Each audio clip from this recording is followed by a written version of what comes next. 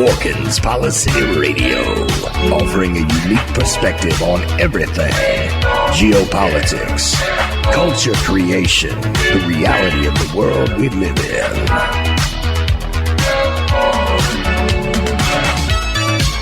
Coming to you live from New York City, your host, Pierce Redmond.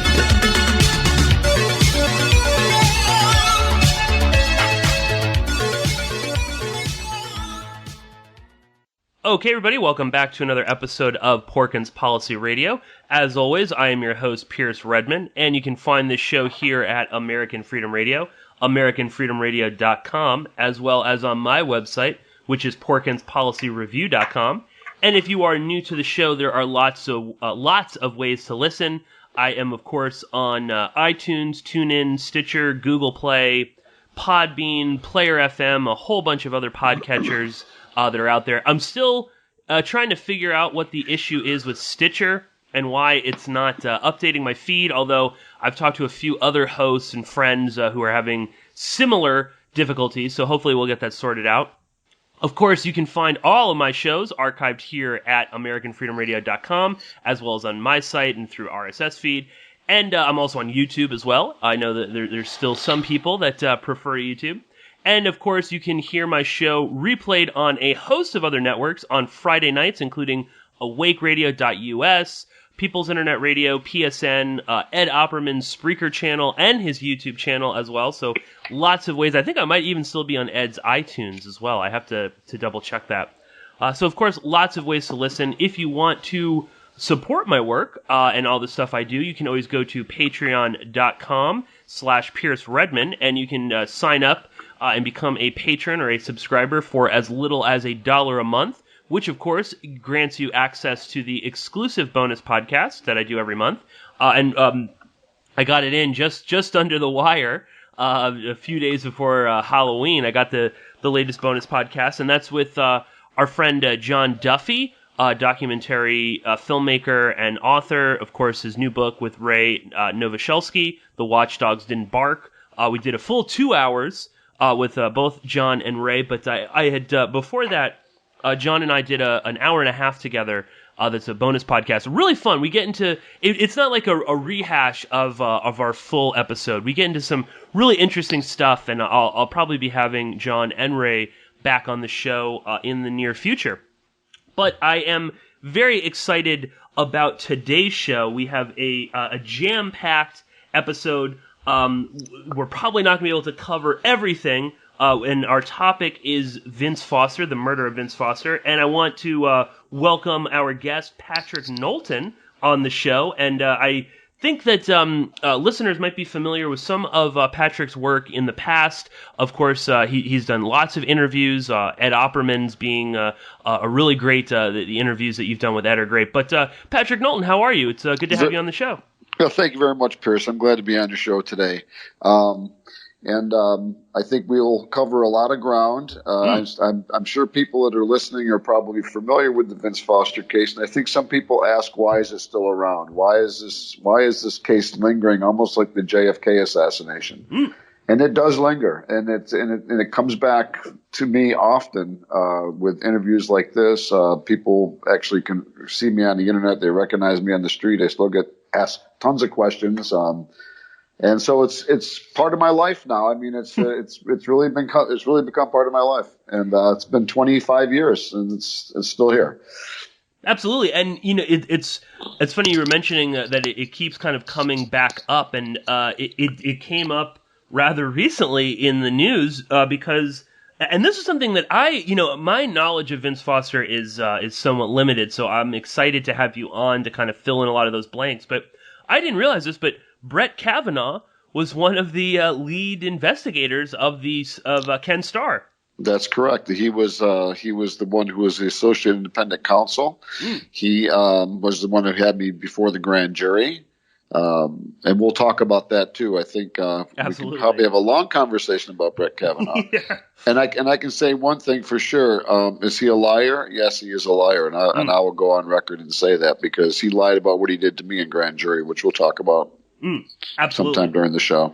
But again, that's a huge piece of the story, which for a variety of reasons that I think Patrick and I will explore, has been sort of brushed aside by the media. But Patrick, why don't you tell us a little bit about yourself, also your website and your new books? Because I know that we get a lot of new listeners all the time, people that may not be familiar with the Vince Foster murder case. So tell the listeners a little bit about yourself. Yeah, I will. So right now I'm here in New York, and I'll give you a little background on what I do for a living. I am a consultant, and I'm a healthcare consultant. So I work with leadership, and I work and help develop strategies to accomplish goals and things of that nature with a variety of leaders in different hospitals here in New York, in the New York City area. At the time of the 1993, July 20th, I was in the in the city of Washington, D.C., and I was on my way to a house that I had worked on with partners to renovate, and I was on my way out there, and I stopped to urinate, and at a park that was I think an obscure park for anybody in Washington, D.C. People don't really know about it. But I pulled in there. There was two cars in the parking lot. One was a brown old Honda, probably about an 83, 84, rust brown color, Arkansas license plates. The first thing that came to my mind was, well, it must be somebody visiting the park from Arkansas because, Clinton's in office. And then there was another car that was parked several spaces down that was backed in, and when I got out of the car, or take that back, before I got out of the car, I looked over towards that vehicle that was backed in, and the passenger window came down, and I saw this guy kind of glare out at me. And I think he was Hispanic, or he was Middle Eastern. He was olive colored skin, mustache. So he kind of unnerved me a little bit, but I was sitting in traffic on the highway, and there was no way I was going to go any farther than I was going to go. So I had to get up and go to the bathroom. So I did. I got out of the car, I locked the door. I walk around this brown car and head up this trail to the left, away from the park. Now, I'd been at this park one time before with a friend of mine. We were there. I thought it was when they called it a fort, it's actually an earth berm. It's not even wood. There's no structure. But initially, when I moved to Washington, I was exploring everything, and that was one of the places I explored. We're talking, just for the listeners, Fort Marcy Park. Yeah, Fort Marcy Park, excuse me, yes. So anyway, so to make a long story short, I go do my business. I come back out. The guy is leaning on top of he's got his hands like under his armpits, like leaning on top of his car, like resting his arms on the car and just staring at me. So I quickly walk back down, and I go around the Honda, and I actually look through into the car, and I see a suit jacket over the driver's side, back of the seat. I see a briefcase in the car and a couple wine coolers in the back seat. And I come around the car, I hop in my car real quick, and lock the doors, and I leave. And it wasn't until the next night that I'm in Virginia, and we have in the middle of nowhere. I mean, it really was in the middle of nowhere. And there was only one television channel, and that was NBC. And then that night I turned on the TV, and it said, Vince Foster, associate counsel for the President of the United States, was found dead in Fort Marcy Park. And I was like, oh, my God, I was there. I can't believe it. So, I called my girlfriend right away, and I said, wow. I said, I was in the park peeing, and apparently the president's buddy was laying there somewhere dead, And so my wife now, my girlfriend then, she was working on her PhD, and she said, well, take notes, write down everything you remember. So I did. I wrote down everything I remember, and I decided I would call the park police, which I did. I called the park police and said, I saw this brown Honda in there. I saw the man in the park. And they took my information, and that was it. Never heard from anybody. And it wasn't until 18 months later that I had received a phone call from the FBI. And the FBI called me, and they wanted to interview me. Now, this is the Robert Fiske investigation. He was just a special counsel. He wasn't an independent counsel. So who? Just to interrupt you, Patrick, real quick. Yeah. Who initiated the Fiske investigation? Was this the White House, or? It was the White House. Yes, it was. Justice Department. They wanted to look into the Foster case. There's a lot of yelling and screaming going on in Capitol Hill. Look into this. We think he was murdered. So that's how it all kind of began. And so I went and it was interviewed twice by Larry Monroe and William Campbell, both FBI agents. What's really kind of interesting about those two FBI agents, which I'll share with the audience, is number one, Bill Columbell worked on at Quantico. He was an instructor, not an active FBI agent.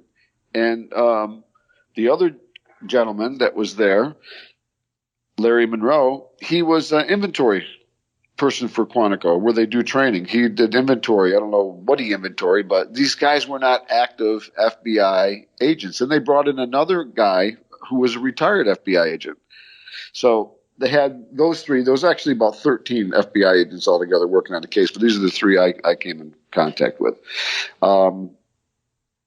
So they questioned me about the car. So the car I saw in the park was this rust brown Honda. Now, people that were at the park all saw the same car I did, just that it was not brought forward in the report. It was not even when you looked at some of the 302s, which are documents that the FBI put together from your spoken word.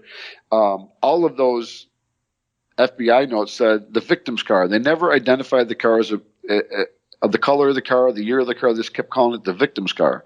Now, in my case, I did, demand that they put down it was a rust brown Honda. Now, Vince Foster allegedly drove some gray 1989 Honda Accord to the park. That's the official story, that he drove this car to the park. Well, that car was not in the park when I was there. And how many cars were there?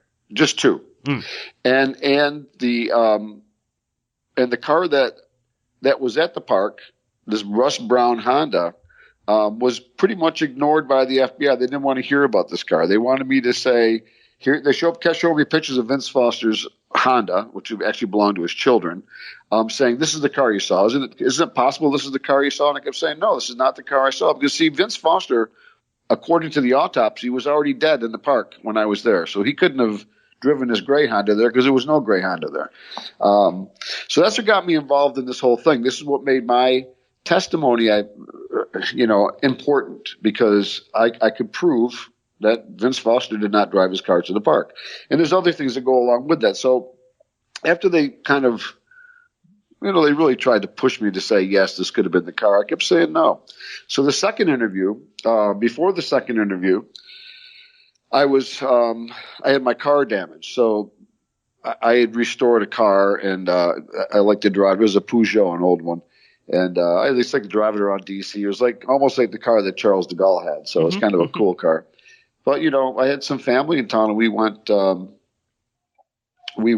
to the Vietnam Wall. And when I started coming back up with my guest, I see this lights flashing all over, and I think it must have been a car accident or something. When I get up to my car, I see that my headlights are damaged. Somebody put a tire iron through the radiator, broke all the back lights.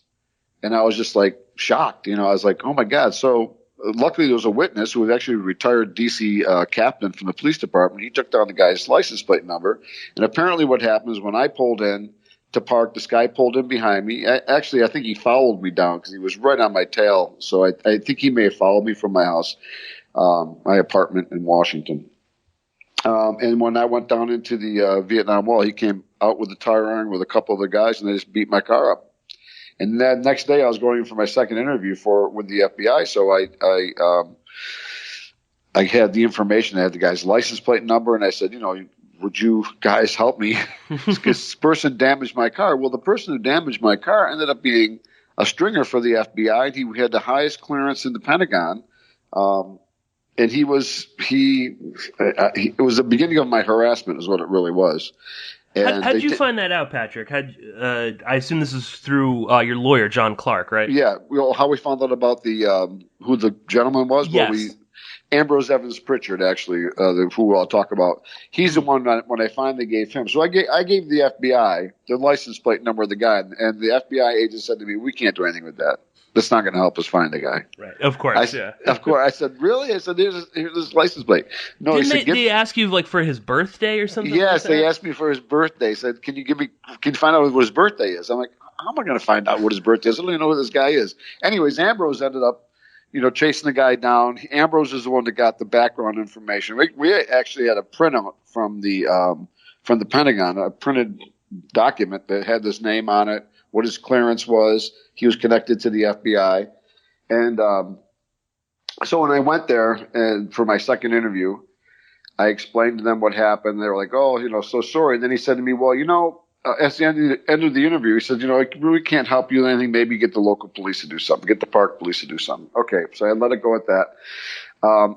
He said as I left his office, he said, "If you ever see a car like the one you saw at the park, take a picture of it for me." Now, this is no lie. I get back to my apartment, parked in front of my building is a rust brown 83 Honda Accord. The same car that I saw in the park. It was, except for it didn't have Arkansas license plates on it. It was one of those kind of playing with my mind kind of thing. So I did take a picture of it with a box camera, one of those old cardboard cameras. But anyway, so that car became the pivotal point for me as far as being a witness, and it also became a pain for the FBI because I didn't let up on the car that I saw in the park, and they weren't happy about that. So after the Fiske investigation, I didn't hear from anybody except for G. Gordon Liddy called me one day. Oh yeah, talk about this, because didn't Liddy actually called you before you'd even spoken to the FBI, right? That's correct. Yeah, explain a little bit, because this is again the timeline of this is you're in Fort Marcy. You go to use the bathroom. You see this sort of suspicious-looking character, right? I mean, I know you've described him in other interviews. I mean, it's sort of like intimidating. He's sort of kind of like. He made me aware. Yeah, he made me aware. That's right. And then you're back in Virginia. You're working on this house. You hear on the news that the deputy White House counsel Vince Foster has been found dead in a park. And just to clarify for the listeners, I mean, was the initial reporting was suicide, right? Was that he had Yes, immediately. Okay. He had shot himself. Yes, it was determined before anybody walked up into that park to look for the body, but it was a suicide. Okay, and then you initially report this to the park police, That's right? Correct. That's and correct. Then do you go to the FBI, or does the FBI come to you? They came to me. Okay, They came to me. And they schedule an appointment, and then G. Gordon Liddy, of Watergate White House plumber fame. That's correct. Calls you up and says he wants to do an interview with you. Explain what. I mean, that's beyond odd. That's beyond odd. I don't know how he got my phone number. I don't know any. I mean, I guess the FBI. I guess once you're an FBI agent, you're always an FBI agent. I guess. Yeah, but he called me on the phone. He said, I'd like to do an interview with you about this Foster thing. He goes, I've been talking to a lot of people. I'm trying to get the paramedics. And the CW guy hadn't come forward yet either. The alleged guy who went there and found the body. I'm suspicious about him too. But anyway, it was just the weirdest thing. I'm like, okay, G. Gordon Liddy, I'm very impressed you called me on the phone. I was like, I know you went to prison for Watergate. We had a nice conversation, but I told him that the FBI asked me not to go on the radio or talk about the car or talk about my situation. They asked me not to do that. So being a good citizen, I decided I wouldn't do that. I probably should have went on the air right away, but I told Liddy I couldn't do it, and he said, "Well, okay, when you feel like you can do it, just give me a call. Here's my number." And we did have contact a couple times. He really wanted me to come on the show, and I kept saying to him, I can't until this investigation's over, I guess. That's what I was asked, and I think maybe he was there to make sure that I wouldn't go on the air. I'm not sure what his role was, but after that, he asked us several times to come on his show. This is with my attorney and I, and we ended up being in his station, and he would deny us he would say, "No, I'm not going to do you with the show today. You're not going to be on the show." We drive all the way out to the station. We did it twice, and we finally said, "Forget it." But he didn't want us on the show for sure. But there was a kind of strange thing. But anyways, the Fiske Report comes out, and one of the things that I didn't know until later on, and I'll get into that too, is that everything that I reported to the FBI was changed in my reports. So I said I could recognize the guy in the park if I saw a lineup. I said, I definitely recognized the car. I went through all this stuff. In the report, it said that I couldn't really remember anything. So yeah. And said, these are 302s, which basically the FBI can write whatever the hell they want. That's right. And After the Fiske investigation's over, and they write the report, and the report is really nothing. And then Starr gets brought into the Whitewater stuff, looking at the land deals and all that. And also the preview of his work was to look into the Foster case one more time. Well, the thing that people need to know about Ken Starr looking into the Foster case is that he used the same FBI agents that Robert Fiske used. So you have the same people investigating themselves all over again. And they may have brought in one or two new people, but overall it was the same agents that were involved. Even Larry Monroe and William Columbell were still there. Russell Bransford was there.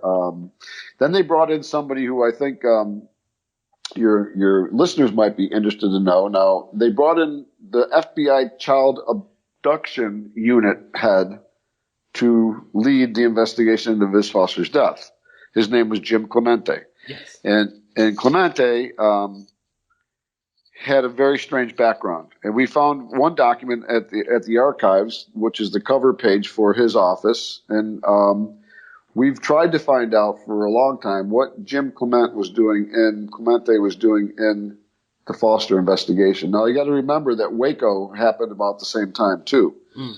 So, we've kind of speculated over the years that, is there a possibility that the Waco children were being, farmed out and abused? I mean, what was Jim Clemente doing in this investigation? It just didn't make sense. We tried to figure out why the FBI would put this guy who's in charge of the child abduction unit.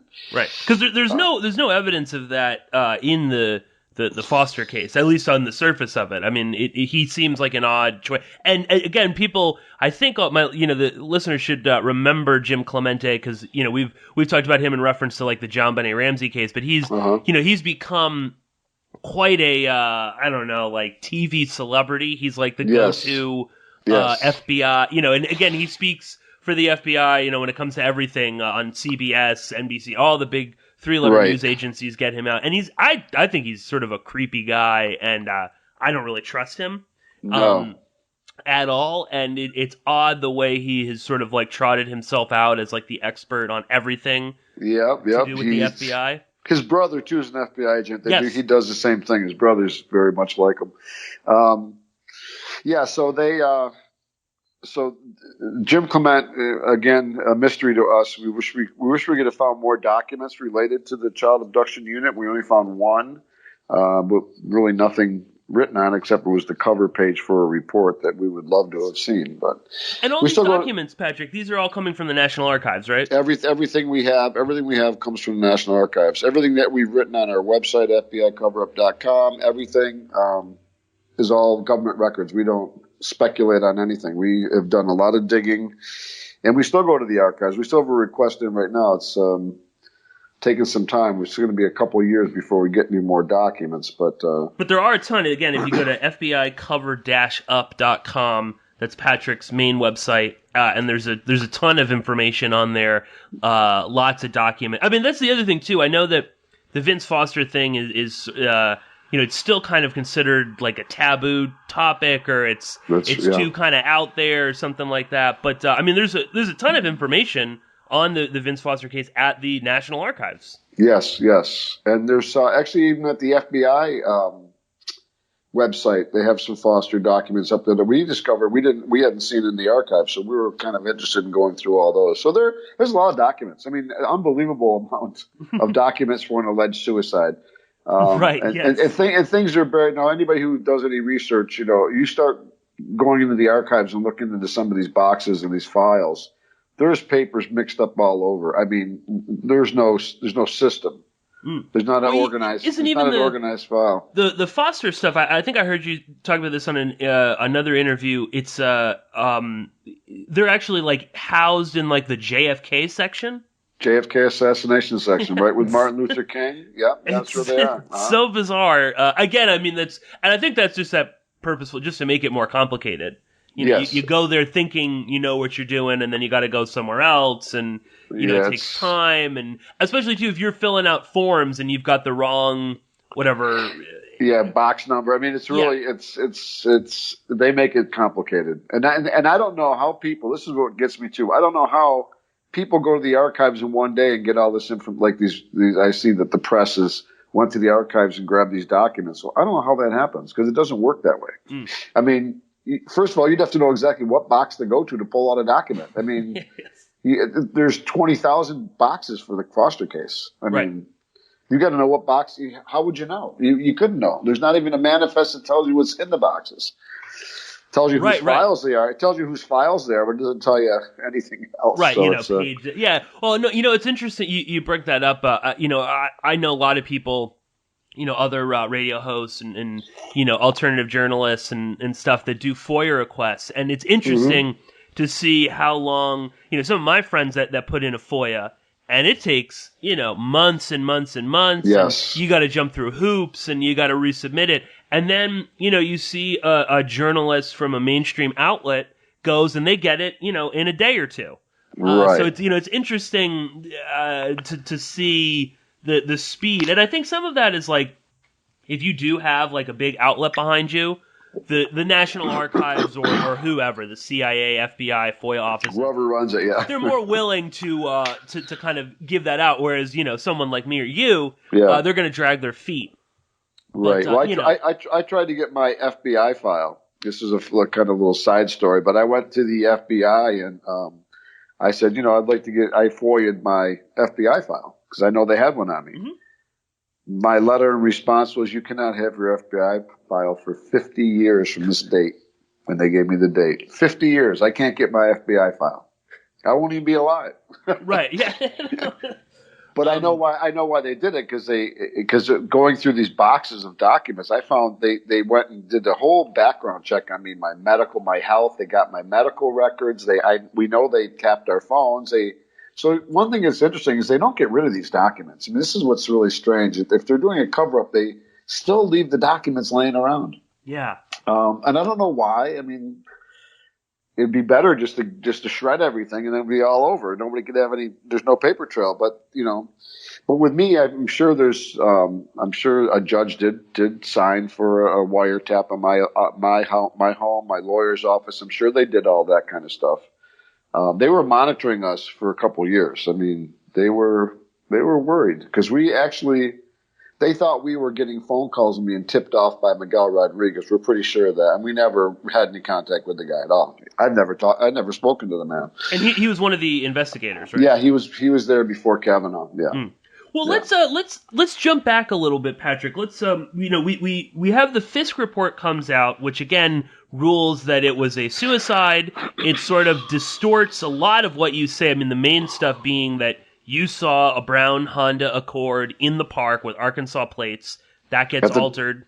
At the time of Foster's death. At the time of Foster, exactly. And again, there were two cars. There was the brown correct. Honda Accord and then the other car with the sort of intimidating gentleman in it, right? Yes, that's correct. Okay. Then Fiske Report comes out, and I guess obviously there were certainly some people in Washington that weren't totally satisfied with this.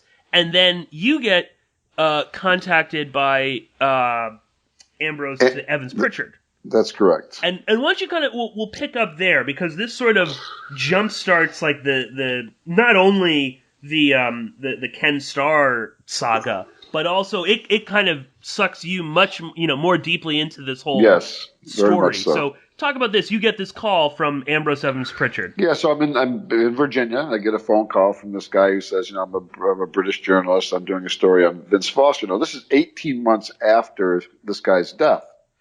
And I'm like, it was ruled a suicide. I heard it was ruled. I kept thinking to myself, what do you want to talk to me about? He said, well, I have some documents maybe you'd be interested in reading.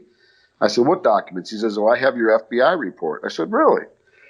So I'm being suspicious. I'm not a conspiracy guy. I just happen to be involved in a conspiracy. And I was a little worried about who this guy really was. So I said, I wanted to meet you in a public place, like an outdoor area. I don't want to go for a ride in your car and that kind of stuff.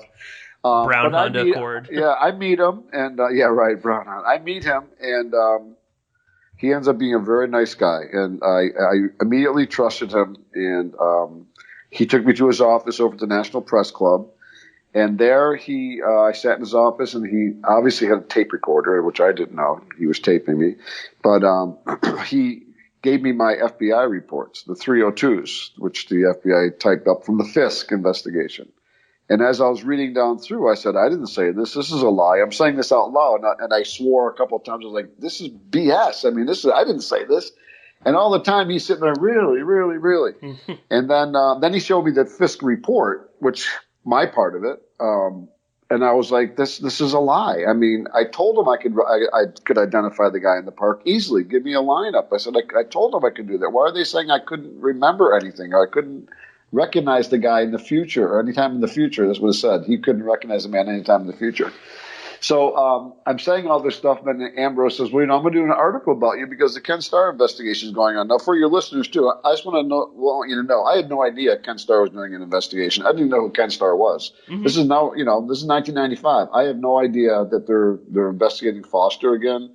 I didn't know. I guess I knew the Whitewater land stuff was being looked into, but I never heard about the Foster thing going on. So I was pretty naive to that. So Ambrose says he's going to write an article about me not being called before Ken Starr's grand jury. Now, again, I didn't know Ken Starr even had a grand jury. It was seated. So he calls me I meet him on a Thursday. He calls me on a Sunday, and he says, I'm heading back to London. I have to go back to do some work back there, but I hope I haven't put your life in jeopardy. And I was like, what? I'm like, what? Put my life in jeopardy how? Now, I'm back at my apartment in Washington, D.C., when he calls me.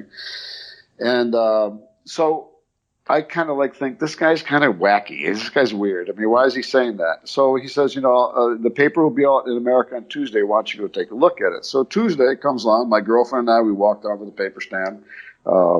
This is the Sunday Telegraph, Sunday right? Telegraph, right? Yes. Yeah, the London Sunday Telegraph. It's a huge news. I mean, again, I know a lot of people characterize Pritchard as kind of like a kook, but I mean, the Sunday Telegraph is not a huge newspaper. And Ambrose is not a kook, by the way. He might be a spook, but he's not a kook. Yeah, that's right. I think he works for the MI6 or somebody. I don't know who he really is. But anyway, Ambrose writes this huge article. So I go down, I get the paper, I open up into the international section, and there is this.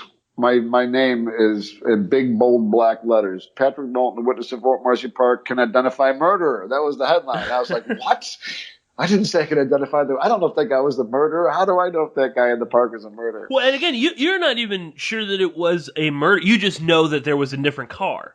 Right. Yeah. At the time, we hadn't done the investigation, right. So I didn't know I didn't know anything.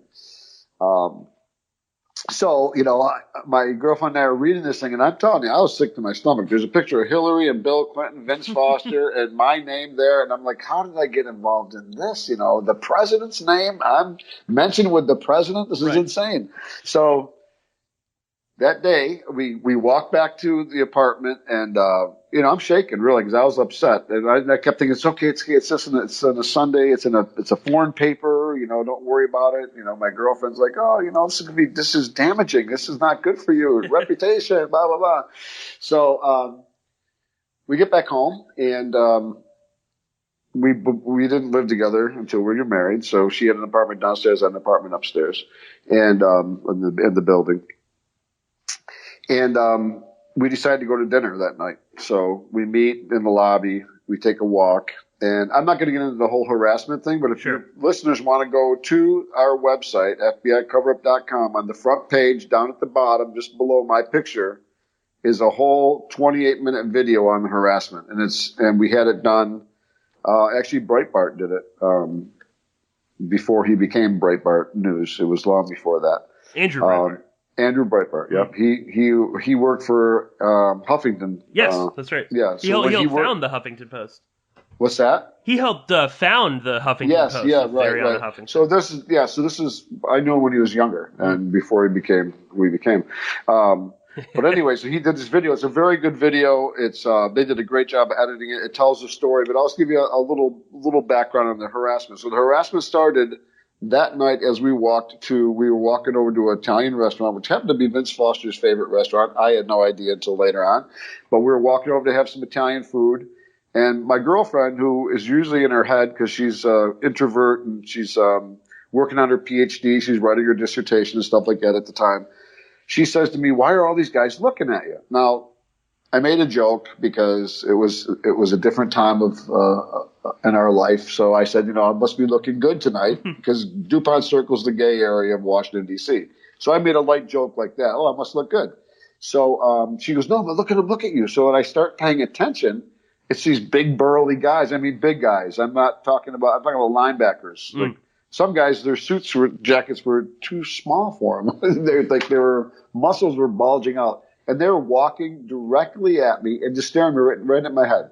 They were just staring at my head. No facial expression, just a blank stare. And the first time it happened, I noticed it. I was like, oh, well, that's nothing. Then it started happening in tandem. One guy came across the street really fast walking towards me, just looking at my head. And I was freaked out. I mean, I'd never experienced anything like it.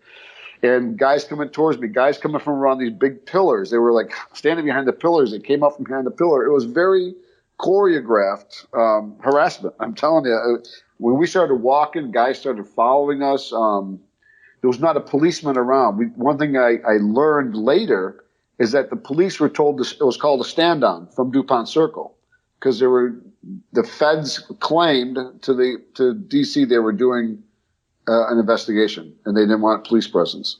Well, they didn't want police presence because they were freaking harassing me. And so we get back to my apartment. I called this reporter, Ambrose Evans Pritchard, on the phone and said, what is going on? Right. What, did he ever give an explanation for that title? What's that? Oh, no, jump in, Patrick. Finish what you're saying. Yeah, I was going to step back. What I forgot to mention before the harassment was I was visited by the FBI and given a subpoena to appear before Ken Starr's grand jury. That happened before we went out to dinner. Russell Bransford came to my home. This is a very interesting thing that happened. So this is another spooky kind of FBI thing. So they call me on the phone.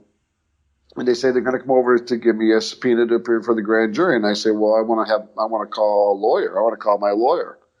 And they say, you don't need a lawyer. And I said, well, I want my lawyer here if you're coming over to my house. So within, I would say 15 seconds, somebody's knocking at my door. I pick up my phone. My phone is completely dead. There's no dial tone, nothing. I'm thinking, well, the guy didn't hang the phone up or what? I go to the door. Here's the FBI agent standing at my door. He says, can I come in?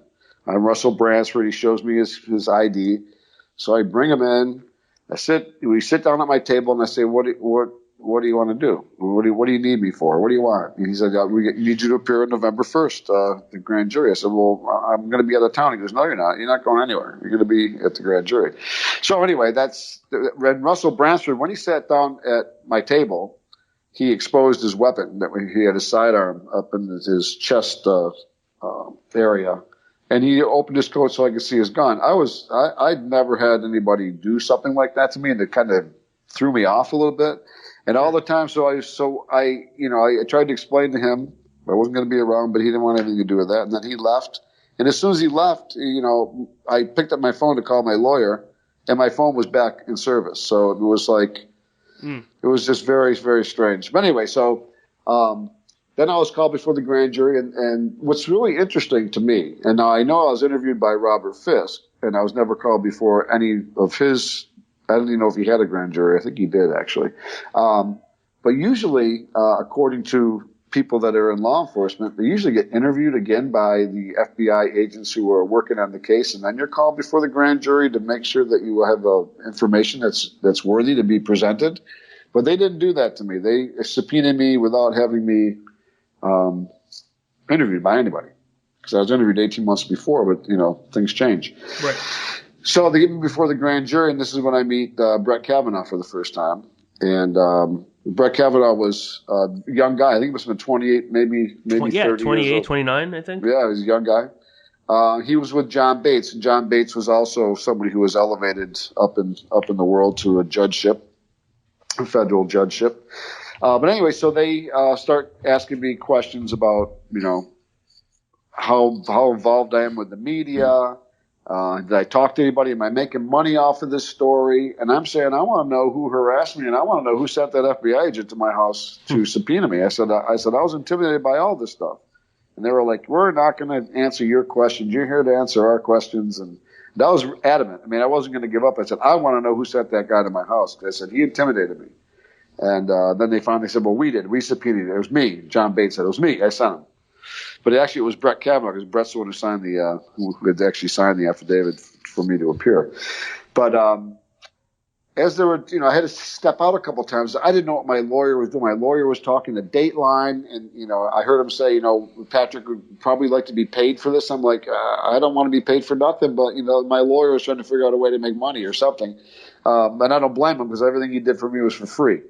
And so I had to step out to see, John, did you make a deal with Dateline? Because they want to know if I'm making money off this. And then towards the end of this 2-hour interview and it wasn't really an interview, they were just trying to make me look like a bad witness. Brett Kavanaugh says, I need you to step out because I want to ask the jurors if they have any questions for you. I'm like, well, why do I have to step out for that? So I step out. I'm outside maybe 5 minutes. They call me back in. I sit back down at the jury at the box, and behind me is Judge Bates, John Bates, now Judge Bates. He was an attorney then. He's sitting behind me and made me very uncomfortable. And Brett Kavanaugh's leaning on his hand, and John Bates, leans over and hands Brett a note. And then Brett Kavanaugh says to me, here's the jury's questions. Did the man in the car approach you? Did the man in the car hand you a note? Did the man in the car talk to you? Did the man in the car point a gun at you? Then the final question he asked me was, did the man in the car touch your genitals? And I was like, what in the world? I was just like, what? And just to be clear, you said no to all these questions. Oh, yeah, absolutely. And I was in shock, and they said, well, that's all we have. That's it. We're done. Your time here is up. Thank you very much. And I left, and I walked out to my lawyer, and I said, can you believe they asked me if the guy in the park touched my genitals? It's the first thing I said to John Clark when I walked out the door. I was just like flabbergasted. John's going, what? Why would they ask you such a question? I said, I don't know. That's what they asked me. So we wrote a letter that night. John wrote a letter to Ken Starr and complained about Brett asking that unbelievable question to me. And Judge Starr wrote back, said, yes, we'll look into the transcript. We'll see. And they end up saying, in the end, I lied. I made the story up. Because it does not appear in the official transcript. And it does not appear in the official transcript. And we learned something else about the woman who was doing the transcribing. She was also in our court case when we went before Judge Huvel in another FOIA suit and trying to get some more documents. And same woman was the recorder, and there's information. We got those. We got those transcripts. She left information out of those too, so we know that she was dirty, and she retired now, but she definitely was on somebody's payroll, FBI's payroll, I guess. And let's just also clarify, because any of the naysayers out there, that didn't happen or whatever, but you've actually confirmed that Kavanaugh did in fact ask you this question, and you again, these documents you can find at your website fbi-cover-up.com. Explain what these are, because these are like transcripts of voicemails, and this again is from the National Archives. That's correct. So this involves Chris Ruddy too. So Chris Ruddy, who I trusted at one point, John called him and said, this is what Kavanaugh asked Knowlton in the grand jury. So Ruddy calls Hickman Ewing, who was the assistant to Ken Starr. Hick Ewing was. And Chris Ruddy is a journalist. He's now the CEO of Newsmax, right? Yes, now the CEO of Newsmax. He wanted to know about the genitals question, and they all denied it. So Hickman Ewing calls Brett Kavanaugh, and Brett says, and this is handwritten note by Hickman Ewing, not by me or anybody else. It says, Brett said he didn't ask me if the man touched his genitals, but he did ask me a question of a sexual nature. Okay, and I thought to myself, well, what's the question, Brett? Because you denied you lied, basically. Right. So that didn't really go anywhere, and I persisted forever in telling that story, because why? First of all, why would I make up something like that walking out of the grand jury?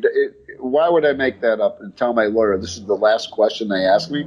It doesn't make any sense. I may have been naive and all that, but it really doesn't make any sense for me to make up a story like that. It just, Brett asked that question, and it came on a note that he was passed by John Bates. And where the questions came from, I don't know. I don't believe they came from the grand jurors.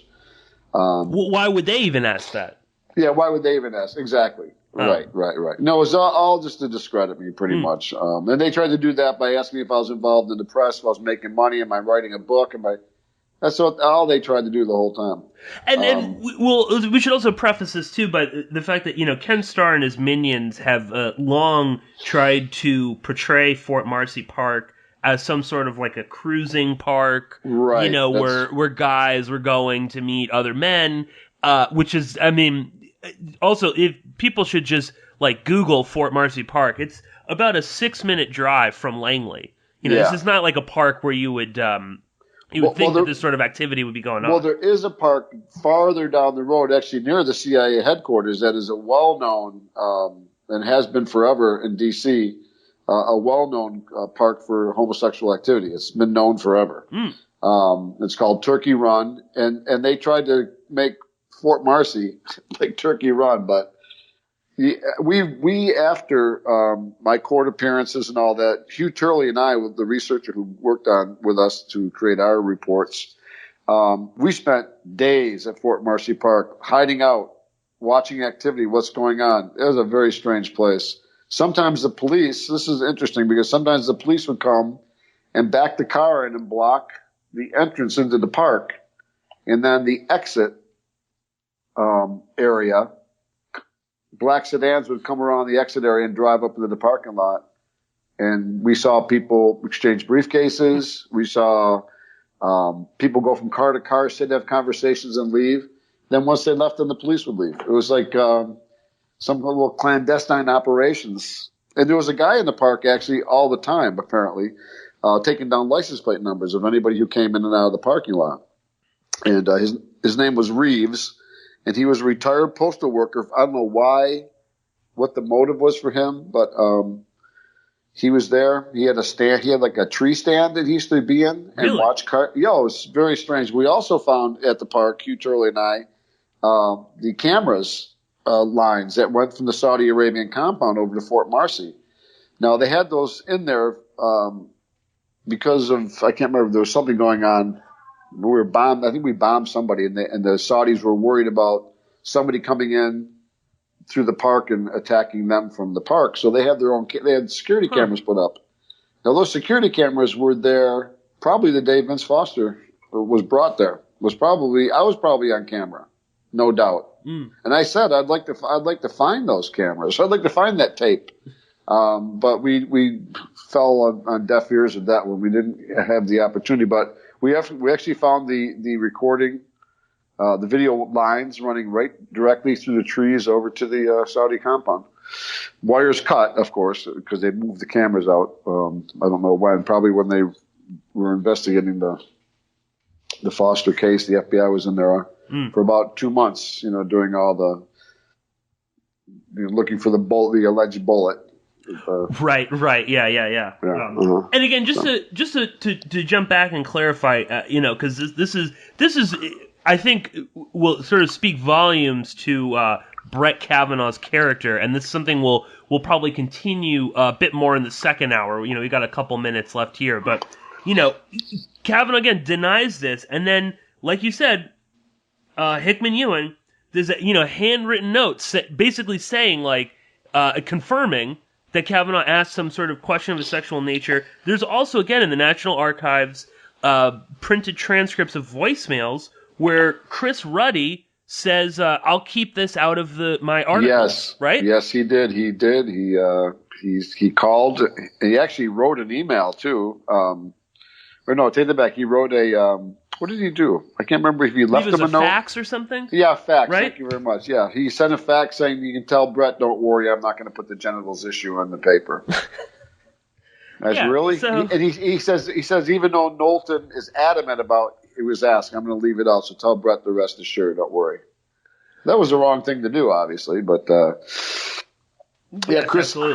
Chris, interesting character. Yeah, no, and I want to explore, Chris Ruddy a little bit more in the second hour, because, and there's a whole lot going on, I think, with the legacy of this sort of stuff, again, with Chris Ruddy, Brett Kavanaugh, even Donald Trump kind of, factors in with all of this. But, again, we've got just a couple minutes before the break here, Patrick.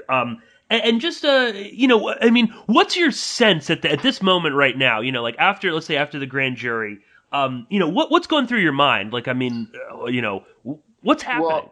Well, the harassment continued, which, and that, not only did my girlfriend experience it, that my lawyer started to experience it, and my family came to visit, they started to experience it. So they weren't hiding the fact that and this really bothered me. I mean, I was concerned for my girlfriend's safety all the time. So I started to get heated up. I mean, I started to get angry, and I was very, very angry. And that's what drove me to start filing lawsuits against the FBI, against the government, because I was fed up. And then I come to learn, while doing our investigation before the Starr report was released, I come to learn that, the FBI who I trusted and the newspapers who I trusted, they all lied. Everybody's lying. Everybody's covering up. And I was devastated by that. I mean, I believed in the press. I believed the Washington Post. I read the Washington Post every day. I was flat, and I trusted the FBI. I thought, I come to learn later that, these people are pretty bad, and they don't care what they do to a citizen, and they don't. It's not their concern. So that all the things that were going on in my mind were pushing me towards, really trying to find out what the truth is and find out what really happened at Fort Marcy Park, because what the story was that was written and told by the officials or our government was a lie, every bit of it, and we proved it actually. With their own documents, we proved that they lied. Yeah, they covered up his death. Well, and we'll definitely talk about that, because that's probably one of the more interesting aspects of the Starr report is your 20-page addendum to the report, which I think we'll get into a bit more in the second hour. But again, I mean, it's just the thing that's so fascinating, Patrick, about this story with your connection to this is that this all starts with you again trying to do the decent thing. Right. A man is found dead, and you say, "Hey, I was in the park. I saw this guy. I remember this car." And that's sort of like this key thing that you've never sort of let go is that all you're saying in the Fiske Starr report, all these things is that I saw a rust brown 1983 Honda Accord. That did not belong to Vince Foster. He did not drive that car to the park. Right. There's nothing. You're not claiming anything else. That's it. That's this little tiny piece. That's it. Yep. And again, it is very much one of those. It's like a little thread that the more you pull, it eventually becomes a rope. And it's just sort of so many layers. But again, that's what I find so fascinating with the Foster case. Is again, it's all about this car. It's all about the car. It really is. And if you go on our website, again, there's an audio tape of the late Reed Irvine from Accuracy of Media talking to Brett Kavanaugh on the phone. And Brett admits on the tape, which is legal to do in Washington, D.C., by the way. You can tape anybody you want. He admits on the tape that the car was a mystery because everybody saw the brown car. He says that right on the tape. Everybody saw the brown car. Okay, Brett, then if everybody saw the brown car, why didn't you say that in your report? Yes, absolutely. Yes. Why were you admitting that in your report? That's what he should have admitted. Well, everybody saw the brown car. But I want to talk about some other things too when we come back. They did look at me as and this is a strange thing. I said the FBI did a thorough background check on me. Oh, you know what? Hold on, Patrick. We're right up at the break right now, so we'll take a quick break, and then we will be right back with Patrick Knowlton discussing more of the Vince Foster case.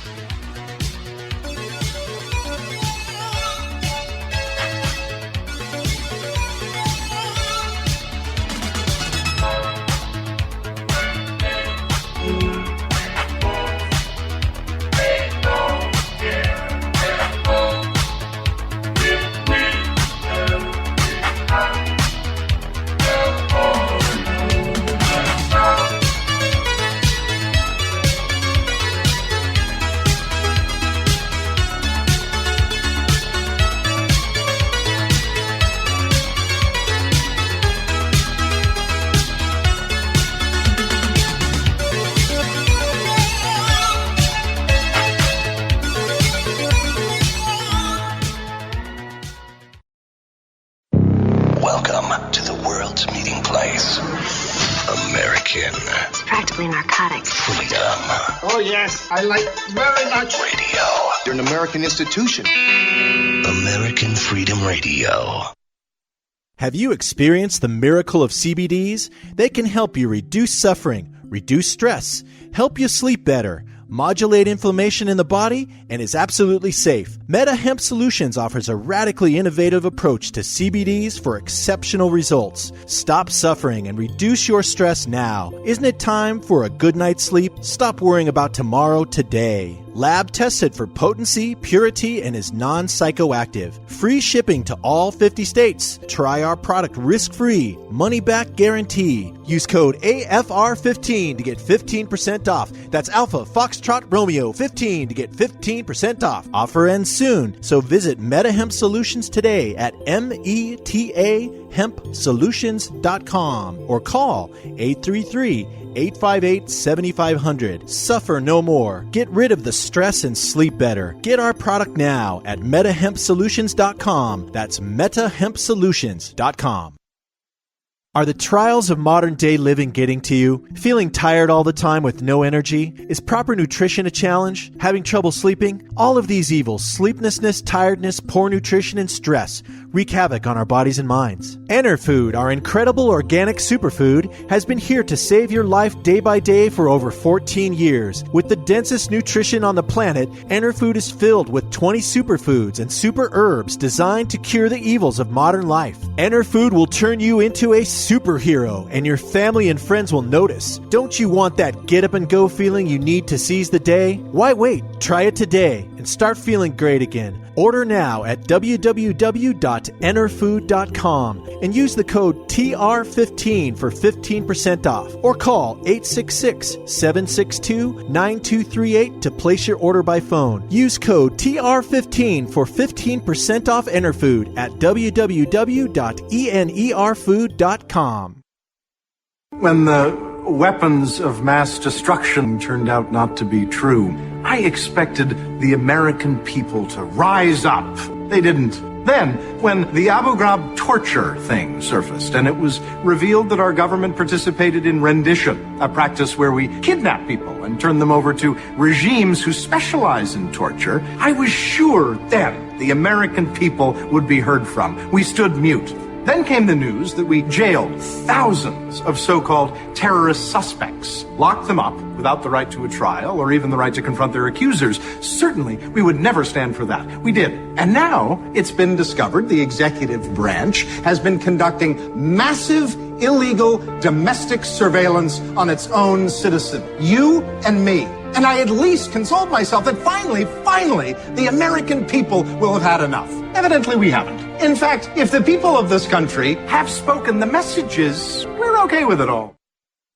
You're listening to AmericanFreedomRadio.com, the network who perseveres in delivering intelligent debate, constructive dialogue with true independence. The freedom to broadcast the truth is not free at all. So what is American Freedom Radio worth to you? The empowering information with fun, honest and pure integrity behind it provides an example to follow. Friendships to flourish with the moral altruism that pulls no punches. The hosts sacrifice and show remarkable discipline in their duty to deliver quality radio in service to the community with strength, wisdom and loyalty. The founders of AFR wish to thank you personally for sharing your views and insights to make the best radio and alternative media. Now it's time for you to give something back and play a vital role in the future of America. Be as generous with us as we've been with you. Click on the donate banner at AmericanFreedomRadio.com or volunteer by emailing AmericanFreedomRadio@ymail.com. Vaccine, psychotropic drugs and artillery batteries not included. Launch sequence initiated. We're now in the approach phase. Everything looking good. Control is good. 5, rocket copy. 3, 2, 1, engage.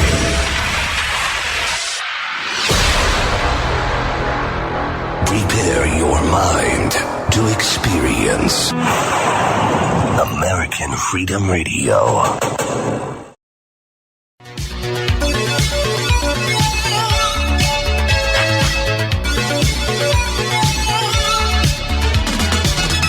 Porkins Policy Radio, offering a unique perspective on everything.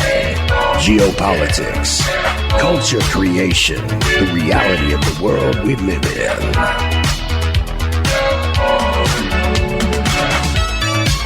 Coming to you live from New York City, your host, Pierce Redmond.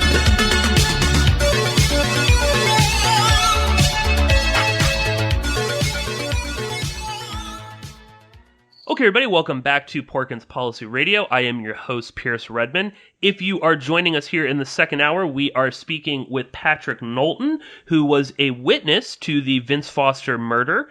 We have been discussing Patrick's experiences with both the Fiske and Ken Starr investigations, and also Brett Kavanaugh, the recently confirmed Supreme Court Justice Brett Kavanaugh, who is intimately involved in the investigation. Patrick, before we jump back into what we were talking about, do let the listeners know about your website, and also tell us about your new book. Oh, thanks. So our website, FBIcoverup.com, hyphen between cover and up. That's how you're going to find it. Or you can put in failure of the public trust. It'll come up that way, too. Our website is dedicated to, exposing the cover-up of the Foster murder. It's all done with government records. And none of the stuff that's on our website, there's some commentary by us, but anything that we lay out as factual comes from the official records held by our government. I did spend the last 7 years writing a book about my childhood, and I had a rough childhood growing up. And I think what I learned from writing the book was that this is what gave me the fortitude, I think, to want to have the truth come out, to fight the government, to stand up for what's right. And I realized after writing this book of my childhood, that's where it all came from. It came from when I was a little kid. Got to do the right thing. So the book is titled As If It Never Happened. It's available on Amazon, Kindle too, and Barnes & Noble online. It's a great read. It's humorous and it's sad. But it does tell the history of my birth up until 11 years old, and I cover some of the most traumatic things that could have happened to me and my family. So it's a good read. It's as if it never happened. I read the thing probably 100 times. I still couldn't believe I wrote it. So that's I was like, really? I wrote this story? Because it just fell together. It became a passion for me, and it took me 7 years to write it. So I didn't write it it was kind of therapeutic in a way, but I didn't write it overnight. It took some time, and I had professionals. It's done professionally, and I hope it helps people, because it does bring back a time during the Cold War. We had to do the duck and cover stuff. I don't know if sure. So those days when you had to get under your desk or go out in the hallway and lean against the wall in case Cuba had some Russian bombs. Yeah. So it goes through the trauma. Then I tell the story. Starts off in the beginning with me talking about these memories that I have. One of the things I have, and people can challenge us, and they do, is I have a very good recall, 98% better than anybody in the country. I have an amazing visual recall. So some of the things that happened to me when I was 1.5 years old nobody would know them besides me. So it wasn't a story somebody told me about, when you were a child. I spent a lot of time by myself as a child. So even though I was a family of 5, so the memories are there, and the stories are kind of cute, and it's So I recommend it. No, and we will link up to that in the show notes. Yeah. And I'd love to get you back on just to talk about the book at some point. Yeah, so I would like that very much. So that would be one. Yeah, absolutely. Really interesting how it all came about too.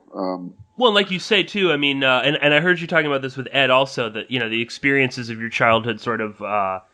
I don't maybe like hardened you in a way that did lead you when it came to the Vince Foster thing to really kind of search out. I want to know what actually happened, and I want to know why you're coming after me. That's right. That's absolutely true. Well, let's pick up a little bit from there. I mean, we were we were talking about Kavanaugh, and again, I don't want to spend we don't have to spend too much time on him, but it is it's fascinating to me that this is like a huge. I mean, this was like his start. This is what this is how he made his bones, so to speak. With the federal government, and it got. I mean, no coverage. Well, I honestly did not even know his connection to Vince Foster until you and Ed were talking about it. Yeah. Well, I didn't just meet Brett Kavanaugh in the grand jury. After the grand jury hearing and all the harassment I went through, I started meeting with Brett Kavanaugh, Jim Clemente, R. Jeff Green, who was a retired D.C. police homicide investigator, and a couple of the other FBI agents. And we met in their office several times. I spent a lot of time with Brett Kavanaugh. He was a very uncomfortable human being, I can tell you that. I'm telling you, he wasn't comfortable in his own skin. I just felt that every time I met with him. Jim Clement, on the other hand, was a little bit more slick. That's how I see him, as just a slick guy. And very suspicious acting. One time we're in his office. I was being interviewed by Jim Clement, and he asked me how to spell the word mustache. He goes, I don't spell well. Can you, Sure, nor do I. Yeah, right. But so I said, you want me to spell it the French way? You want me to spell it the English way? Well, how do you want me to spell it? He goes, I don't care. Just can you spell mustache? Well, of course I can. But it was kind of a funny thing because he didn't believe that I and my lawyer wrote the report. He didn't think we did that. The report that we put together a 500-page really book. But he didn't believe we wrote it, and he challenged me on how to spell words, and I thought, how funny is that? What does he really think, that we're not educated, or what was his profiling me in a way? And I was trying to figure out what's he profiling me for. But I wanted to say to your audience, some of the times when I was dealing with Brett and the FBI agents, I was alone. My lawyer wasn't always with me. So many times he was. I would say we probably met a good 7-8 times outside of the grand jury. I may have met with the FBI several times alone, too. I mean, I actually took a ride to Fort Marcy Park with the FBI. I mentioned the guy who was in the park, who used to hang out in the park and take down license plate numbers. They had him meet me there to see if he recognized me, which, of course, he didn't, and I couldn't have.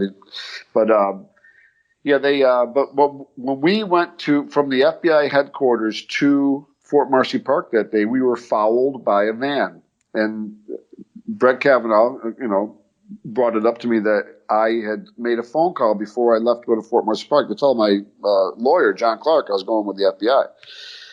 We were fouled by a van, tailgated pretty much, that we pulled into the park, the van pulled into the park and parked down to the far end. Now, I thought it was the FBI. They thought it was my friends.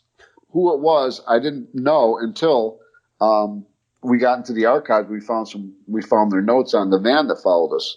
So the van, interestingly enough, whoever was in the van flew in from California to Connecticut, drove from Connecticut to Washington, D.C., and then from Washington, D.C., drove to New York City in the same day and flew out. So why they were following us, who they were that were following us, I have no idea. And they didn't say everything in the reports blacked out who they were. So I don't know if they were CIA guys. I don't know. They were interviewed by Jim Clement. He did go to California to interview them. But it was just a very strange.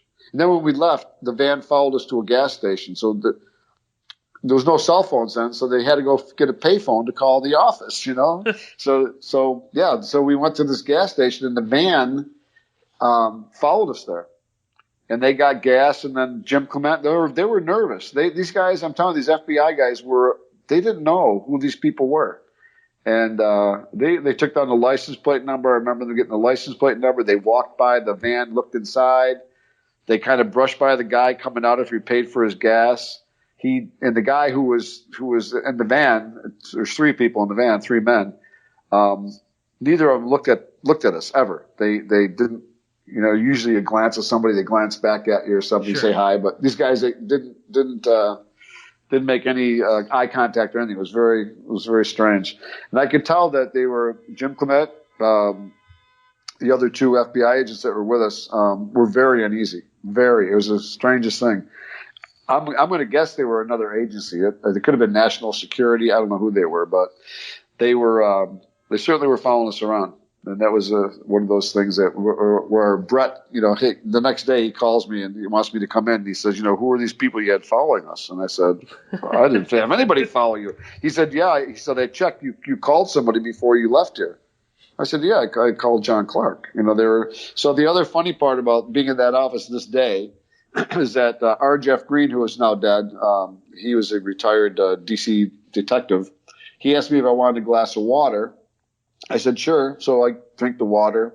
And as we're leaving the room, I just turn back and I see Jeff Green stick his 2 fingers inside the glass and spread his fingers apart and pick the glass up because they wanted to get my fingerprints. They had no other way to get my fingerprints because they couldn't say, we want a fingerprint. That's right. Violation. So that's how they got my fingerprints. And what they took was another document we found in the archives. There was one thumbprint found on the gun, this gun that was put together. Thumbprint was found under the grip of the gun, under this plastic grip. And I think they wanted to match my thumbprint with that to see if I had anything to do with that gun being there. But I think your listeners should know this. The car that was in the park that I saw was fingerprinted. So that car was wiped clean. Whoever's car it was had all this junk in it. Cigarettes, beer cans, whatever. It's not like a kid's car. There was no prints found on that car that were usable. Not one print anywhere in that car. There wasn't any prints on the gun besides that thumbprint that was whoever put the thumbprint on it. It could have been 50 years ago. Foster had no keys to a car on him in the park. They searched him thoroughly. He had no keys until he got to the morgue. Then all of a sudden he had some keys on his person. Photos disappeared. The first crime scene photos. And on our website, too, if you go and look at the cover-up page, we have in there all this information about how the FBI, the park police, staged the crime scene. And it's documented proof that the park police, when they arrived, they moved the body, restaged it with the gun, and took pictures. It's right in the government documents. This is what they did. So those early photos that were taken of Foster laying on the berm are gone. The ones of him laying in the grass on the park are the ones that exist. There was no X-rays at the autopsy either. They said they did, but there was no X-rays taken. Also, no one from the crime scene. This is something that really got to me. Nobody from the crime scene was at the autopsy. They had sent 3 rookie cops who had never been to an autopsy before, and the description from the assistant to Dr. Beyer says that the gentleman sitting in the gallery couldn't even pick up their heads and look at what they were doing because he could tell they were nauseated. So here you have these park police guys, nobody from the crime scene at the autopsy. So there's no notes taken. There's no we haven't found any notes. Maybe there are some. We haven't found them yet. But it's just so wrong. You're always supposed to be somebody from the crime scene at the autopsy. That's how you do an investigation. I mean, you got to have somebody there where the lead people has to be there to take notes, find out what the direction of the bullet, how it went in the head. But they just ruled it a suicide right away, and right before anybody walked up to see that body, it was already known as a suicide. Right.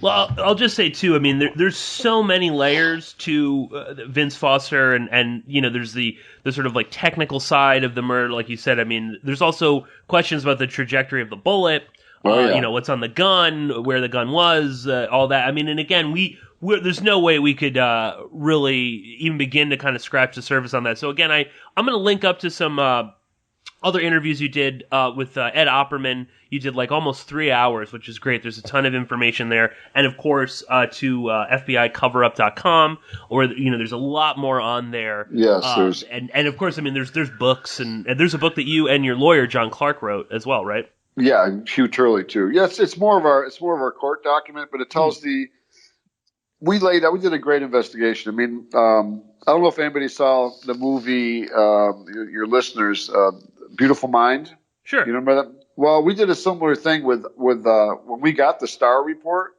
We took it apart page by page, copied it, and plastered it all over John Clark's walls in his apartment.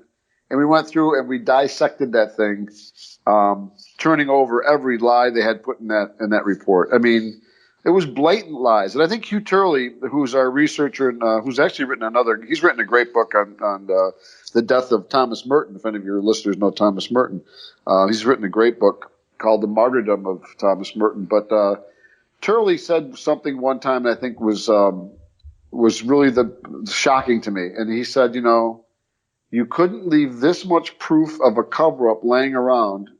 The only way you could leave this much proof of a cover-up laying around is if you knew nobody was going to come and look for it. And he was talking about the press. Because the press could have done exactly what we did. We went into the archives. We started going through boxes. You would have found the truth. You would have seen that there was a pattern to the cover-up. You would see that they left out so much information that was vital to proving that this was not just a simple suicide. It was a murder. And I do have a theory about that, too. I have a theory about Foster's death. And it could have been the NSA. It could have been the CIA. But he was definitely whacked. No doubt about it. It was a hit. Well, I mean, it is pretty clear that it wasn't a suicide, or that if it was, somebody helped him to, you know what I mean? Like, there's no way he acted alone that night, this July 20th, 1993, in Fort Marcy Park. Right. Quickly, though, Patrick, I wanted to, you're just mentioning going through the Starr report, page by page, and as I said, you and John Clark put together an addendum, which is actually included in the official Starr report. If you go and you download it off the internet, or if you go to the archives and you get the Starr report, at the end of that report is an addendum that you and John Clark put together. And Hugh Turley, too. Hugh was all part of that, yep. And it basically refutes everything in the report. And just talk about that, because this is what's so fascinating to me again. And like you said, the sort of I don't know, the timid nature with the press to cover this is that in the official report is an addendum which basically refutes the report. So just talk about this, and again, also maybe some of the comments by some of the judges that included this. Yes. So the judges that hired Ken Starr, Fay, Butzner, and Sentel, those are the three judges who were the appellate court judges who actually cleared everybody who was going to work. They actually cleared Brett Kavanaugh to work as the associate counsel. We sent them our 20-page addendum, and our addendum, which is the final word on the Ken Starr report. An addendum is different than any other kind of attachment. An addendum is actually a part of the report. It's not like something added later. It's actually part of the report. Go look up the definition. And you'll be surprised how big of a deal it is to have this attached. So what we did is we went through, prior to getting Ken Starr's report, we had the Green books, we had the Senate Hearing Committee books, and all the people who were deposed.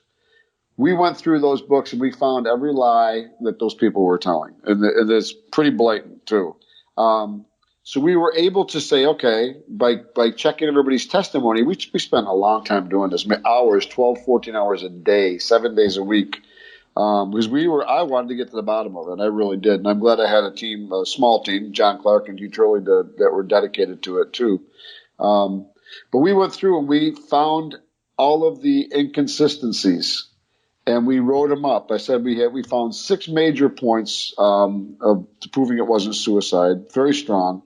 But this is before we even saw the Starr report. So we wrote up all this documentation. We actually put together really the addendum before the Starr report was even released. And we had gone through the Green books. Again, those are Senate books. There's 23 volumes. We went through all those volumes. There were some from 1994 and some from 1995. So we did both. So it was a lot of reading, a lot of going through and deciphering, and pulling up the things that were important. Like, again, I go through that list of no fingerprints, the gun wasn't Foster's. His wife couldn't even recognize the gun that they'd had there. They showed her a different gun. So we found all these things. Then when we got the Starr report, we were like, okay, now let's check our facts and let's see if we really counter. And so we did counter everything they said in that report. I mean, every single point they tried to make, we countered it with the facts from their documents. So it was attached. Judge Santel, Butzner, and Fay. So Judge Butzner, we went to Virginia. He passed away. We went to Virginia Virginia University to their library to go through his files. He left all of his stuff to the university. So we went and we pulled through a couple boxes. We found the Whitewater stuff. And here in the box was a note written to Santel and Fay telling the other two justices that if we don't attach this addendum to the Starr report, we're liable to later be charged as conspirators. He wrote that. Yeah. It's on our website. He wrote those words. They were convinced, and then Judge Fay wrote, let Knowlton's words speak for themselves. We need to attach this. Let his words speak for themselves. And Ken Starr wrote a 9-page opposition to them attaching, and they ignored it. And John and I and Hugh were sitting around. We knew that Marilyn Sargent would call us as soon as Marilyn Sargent worked for the courts, and we knew she would call us once we knew if it was attached or not. And when she called us and said, I'm going to fax over the order, she didn't tell us that it was attached. She faxed us over the order from the judges saying, attach this to the Starr report before it's released. And we were floored. We couldn't believe it. We thought this is never going to happen. Never going to happen. But Judge Peter Fay wrote, I can quote him here. It says, the evidence contradicts specific factual matters and takes issue with the very basics of the report filed by the independent counsel.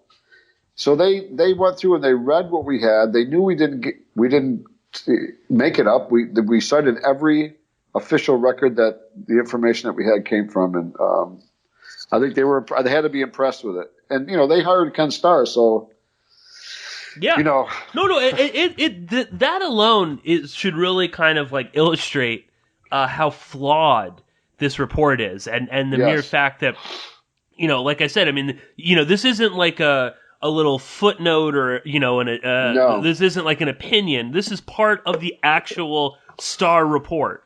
Yeah, we take credit for writing the last 20 pages of the Starr report. Yes, exactly. That's what we do. And but it is it's never been reported. It was just reported, I think, maybe last month for the first time in a mainstream newspaper. Ambrose wrote another article. Yes, right. We reached out to him. He reached out to us about Kavanaugh because he was kind of shocked that Kavanaugh was going that route. He was taking that big step, and he was wondering how that could have happened. With the addendum, we said, well, the addendum was never reported. What do you mean, how could it happen? Nobody knows he was involved in this cover-up because the press didn't want to ever talk about it. They didn't want to write about it. I'll tell you what we did. We went to the Associated Press. Once the addendum, with the order to attach, we went to the Associated Press, and I'm not going to use the guy's name. I should, but I won't. I've been advised not to. We went to the Associated Press, and we said, here's the addendum. Here's the order by the judges. This is going to be attached to Ken Starr's report. It proves the report's false. The guy looks at us and says, sorry, boys, but the story's already in the can. John Clark, my lawyer, said, what do you mean? How could you write a story? You haven't even seen the Starr report. He says, it's suicide. Okay. They didn't even see the Starr report. But the Associated Press already had the story written that it was Ken Starr was coming out with suicide verdict again. Well, and that's how basically all of the press treated this. Quickly. Yes, everybody. Yeah, we tried. We went everywhere and dropped us off. We went to the National Press office and went to every international newspaper, dropped off, our what you call it, our report, and said, do a story. Nobody did a story. Well, this is sort of one of the ever-present third rails in politics. Quickly, Patrick, what do you make of Kavanaugh? I watched, unfortunately, his extended temper tantrum. I did too. I watched it too. I fully believe the allegations against him. It just, and the way he reacted. Again, is even if let's just say it was all false, right? he's just this perfect, wonderful guy who just liked beer. I mean, the way he acted is like that. That's a Supreme Court justice. I mean, throwing a temper tantrum. That was those who speak loudest are usually the guiltiest. So that's how I took that.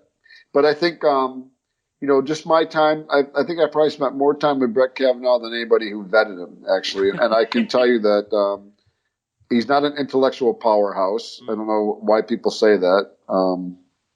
But he certainly isn't, not in my experience. Anyway, maybe he was young at the time, but usually I know when people are young, they're smart from the beginning. Not they don't become smart. Right. So that's my experience anyway. And I don't think he has the intellectual horsepower, and he's not honest. I mean, I would never deny that those women had those experiences. I mean, I'm sure it happened. I have no doubt that he lied. I mean, he lied about my case. Yeah. And Ken Starr lied too. And Ken Starr's another one. He should be.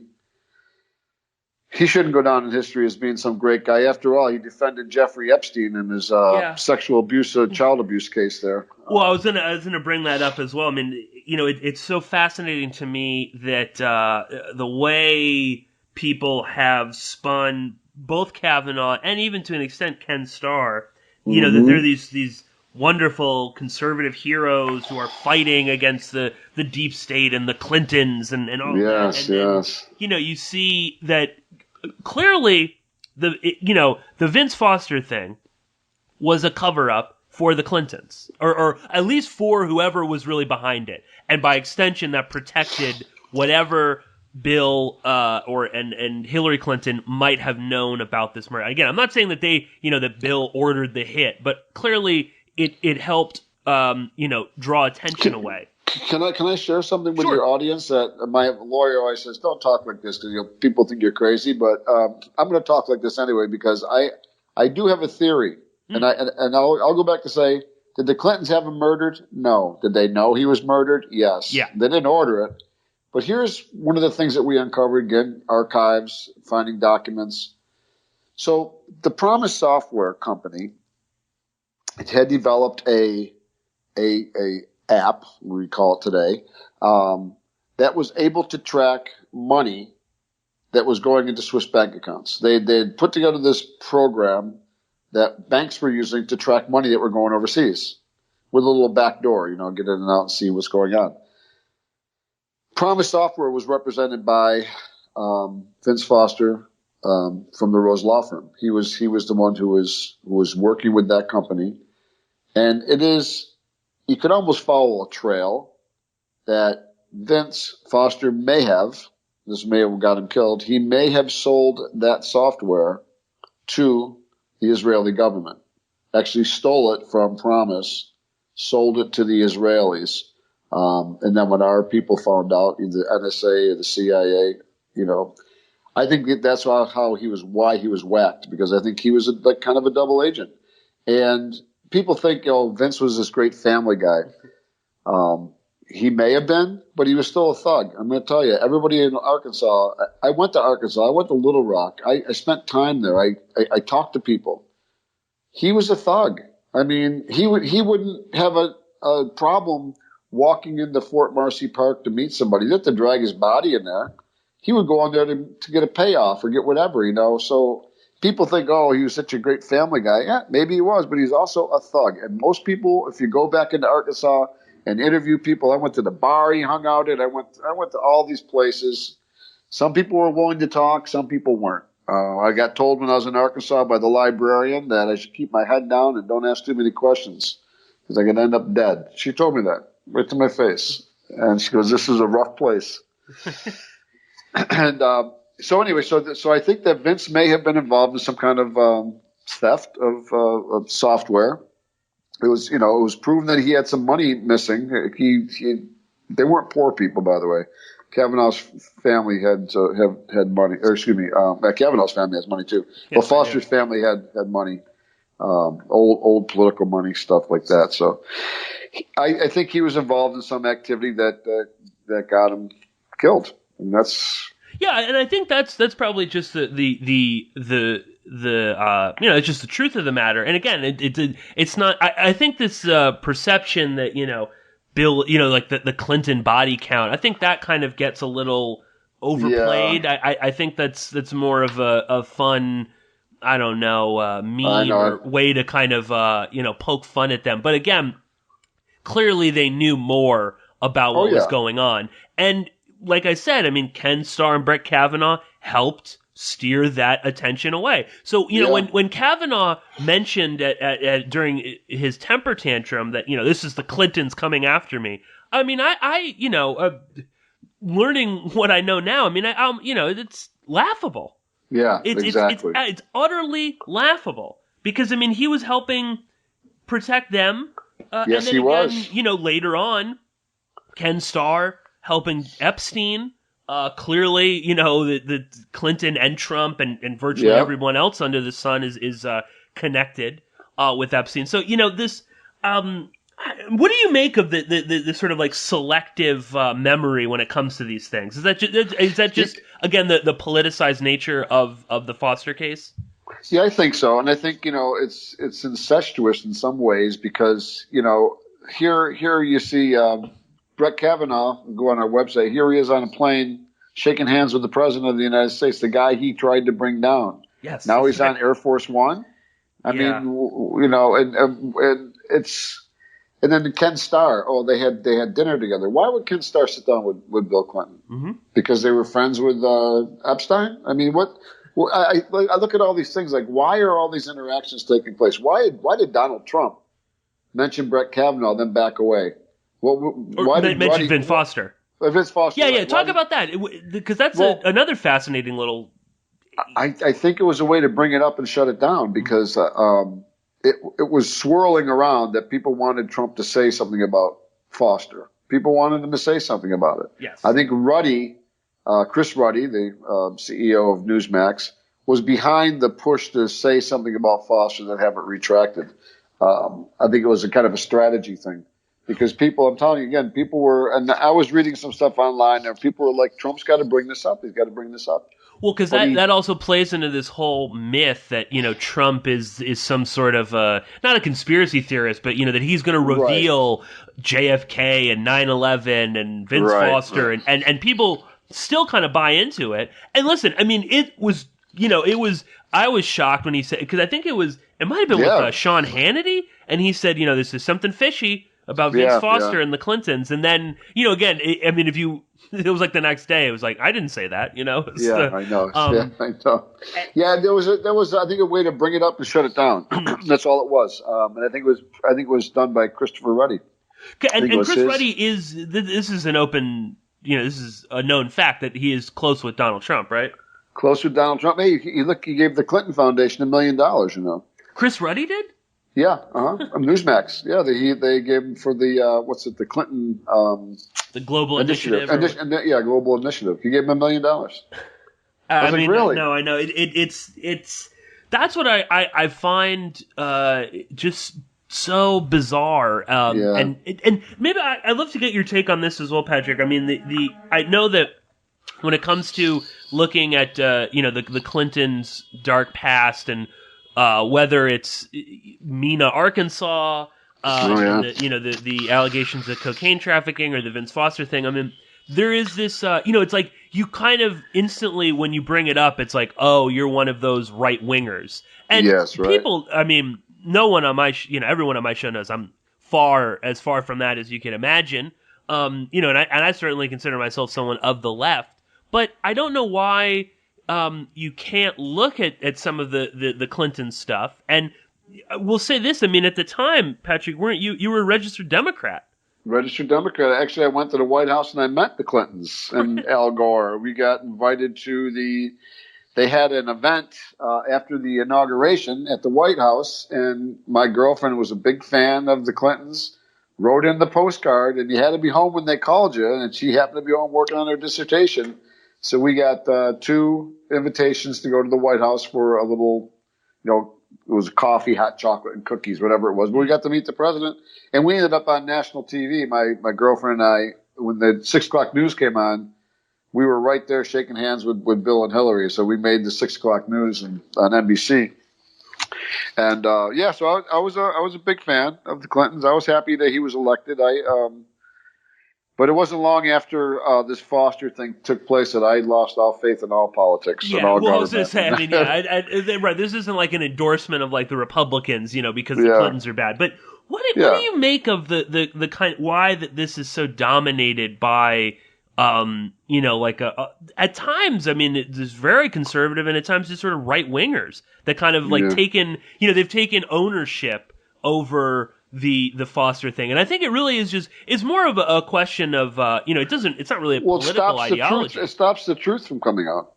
Because they blame the Clintons. It's the Clintons. And that stops the truth.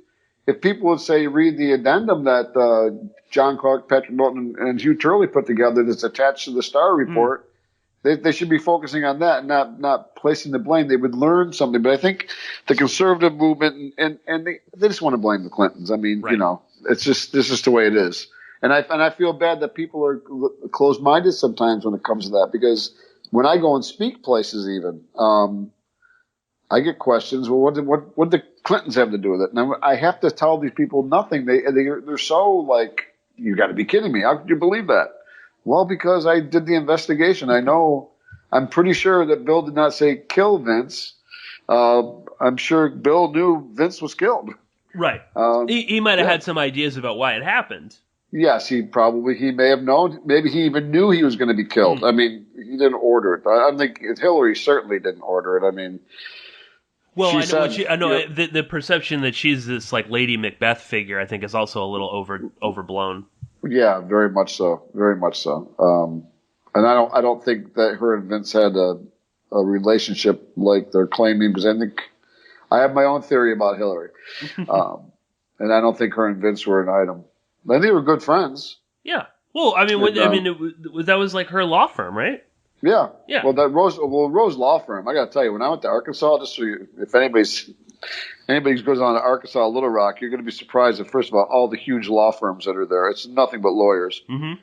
And the Rose Law Firm, the picture they always showed of the Rose Law Firm was the front door of the old schoolhouse. That the Rose Law Firm is huge. They show you this old, because it's part of an old school. Then they built a whole addition to the back of it. Huge opera. I think it's 300 something lawyers in there, and they made it sound like a little cow town attorneys. Right. Huge. I mean, they handle huge contracts, General Mills, all kinds of stuff like that. And that's how Vince got involved, I think, with this Promise Software stuff and this. He was representing that company. We do know that just from getting some of the stuff out of the archives. It's a never-ending discovery, because we find stuff all the time. And again, we're probably not going to get anything for another 2 years out of the archives, unfortunately, because of the backup, and people are requesting the new JFK stuff that came out, so that takes precedent over everything else. So they told us, and we had a really good guy that he was very helpful to us, and he's retired now. But the first guy we dealt with, he was first of all impressed that it was us coming to the archives and not somebody else. And he helped us, get documentation or documents and, photocopies. And, then they let us photograph everything, which was great. The archives is a great place. People should just go to the archives and visit. I mean, it's a pretty interesting place. Yeah, and you can do that. I think that's that's the other funny thing I find is that with a lot of the Vince Foster stuff is that you get people on YouTube and alternative radio and whatever, and they're basically just rehashing what they heard from another YouTube video. Right. Whereas a lot of this stuff is not like you said. I mean, there's stuff on the FBI's own website. You don't even really have to leave your house if you don't want to. Yeah, exactly. And the stuff on the FBI website is pretty interesting too. I mean, like I said, we hadn't seen some of it, so we were very interested in what they had put up there. So, Patrick, we've got about maybe 20 minutes or so left. I mean, is there anything that you want to kind of get into that we didn't discuss, or any parts of this case that you think the listeners should focus on? Anything like that? Yeah, I do. There's something that's bothered me for a long time. So the question has been in my mind forever. Why is it that both sides of the aisle of our government wanted nothing to do with this Vince Foster case? Why did we went 536 documents. We went door to every House of Rep and every senator and delivered a witness tampering report that we had put together and some of the facts around the Foster case. We wanted to get some attention. I personally handed mine to Ted Kennedy, who looked at it and threw it right in the trash, right in front of me. He opened it up and looked at it, it said Foster, he threw it right in the trash. We took it to everyone. Nobody wanted to listen to us. We called, we made phone calls, we lobbied. I mean, we were like, we got one guy's attention, Dan Burton, who was a congressman. He was he was part of the Judiciary Committee up there. We got his attention, but then all of a sudden, Dan's all of a sudden involved in taking a $5,000 payment or something. I don't know, whatever, some violation of the House rules or whatever. So then he's quieted down right away. He's the one that went out in the backyard and put the pumpkin out there and shot it to see if he could hear the gunshot or whatever. Right. He got all the negative press for that. But I mean, we went and spoke to every person. If it wasn't the chief of staff, it was the representative. And reactions were very much the same. Get out of my office. This is garbage. We were shocked. We were totally shocked that not one person really, or the only person who really did. And then Dana, what's his name? Dana, he's out of California. Oh, Rohrabacher? Rohrabacher, yeah. He also kind of got involved in it for a period of time. And he had a little scandal pop up. Well, he's got a lot of scandals. Yeah, right? Yeah.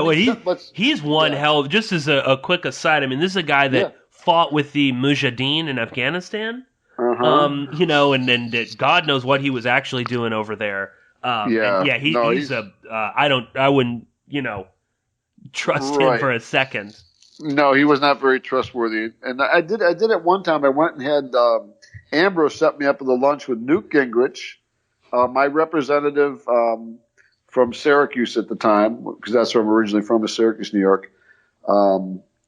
With him, Dan Burton, Klinger. So it was like 7 of us at a table, and they wanted me to tell my story about Vince Foster. So Newt Gingrich says to me after, he goes, we're going to get to the bottom of this. We're going to get to the bottom of this. Well, guess what, Newt? You lied to me too. Okay, everybody's lying. So Newt never went anywhere with it. He maybe mentioned it once, but see, all these guys had something in the closet. Like Newt was already, at that time when I was meeting with him, he was having an affair with his secretary, which came out later. Mm-hmm. So they all had, I'm sure everybody had some dirt on him. Everybody had dirt on everybody. So it's just, I guess nobody could really take a stand. And I think the reason they didn't take a stand is they all knew that Foster was murdered for a reason. And they didn't want to open up that can of worms. I really believe that. And to this day, I look at somebody like Orrin Hatch and those people like that who I actually spoke to. Oh yeah, we're going to get to the bottom of this, And I think people should know also that there has never been 5 investigations into the Foster case. There's only been 2. That's it. Which both came up with basically the same conclusion. Right. But they're always throwing out, there's been 5 or 6 investigations. They all came up with suicide. No. The banking committee, when they were looking into Whitewater, were told to stay off of the Foster case and not to investigate that. Klinger, he had a 6-page report that was put together by one of his staff members, and it was just taking stuff off the archive, off of Ken Starr's reports, or the Fiske Report. So there was really no real investigation. Even when Ken Starr's investigation, as they called it, they already had the conclusion before they even started opening the doors. They had to make it look like they were doing something. And there's a saying that I can't remember who it came from, but he said, it was one of our House of Reps. He said it's important to give the impression that an investigation is being done, even if it's not being done. It's important to give the impression. I was like, really? Give the impression that there's an investigation, even if there's not one. Okay, I get it. So what you're telling me is that Ken Starr is just doing a show, and the amount of money they spent on doing this Whitewater, what did they get out of it? I mean, yeah, it almost reminds me of the investigation that's going on with Trump's people now. Mm-hmm. They're all going to jail for something different. not for what they're investigating. I mean, Webb Hubbell went to jail not because he stole from his clients. Right. And I by the way, I did reach out to Webb Hubbell recently. I tried to I wanted to find out something from him. I mean, he knows something. So I reached out to him on his website. He's a born again Christian, of course.